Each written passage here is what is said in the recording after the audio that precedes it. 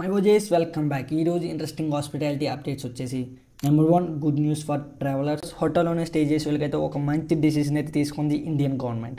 ఎవరైతే 7,500 కానీ ఎక్కువ పే చేస్తారో ఒక నైట్కి వాళ్ళకి జిఎస్టీ 12% నుంచి 5% అయితే చేంజ్ చేస్తారు. Next one from Radisson hotels. ఈ కంపెనీ అయితే ఈస్ట్ ఇండియా మెయిన్గా వచ్చేసి బీహార్లో హోటల్స్ అండ్ బీహార్ కల్చర్ని హెరిటేజ్ని డిమాలిష్ చేయకుండా ఎక్స్ప్లెయిన్ చేస్తామనేసి చెప్తున్నారు.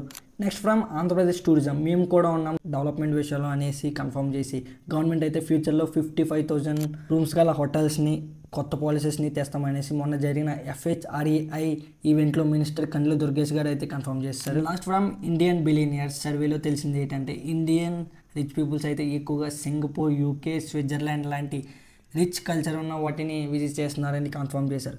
దీని ప్రకారం చూస్తుంటే మిగతా దేశాలు కూడా కల్చర్ అండ్ హెరిటేజ్ని బాగా డెవలప్ చేసుకోవాలనిపిస్తుంది to increase tourism. So my OGs ఇవి ఈరోజు ఇంట్రెస్టింగ్ హాస్పిటాలిటీ అప్డేట్స్. ఇలాంటి అప్డేట్స్ కావాలంటే ఇప్పుడే సబ్స్క్రైబ్ అండ్ ఫాలో చేసేయండి.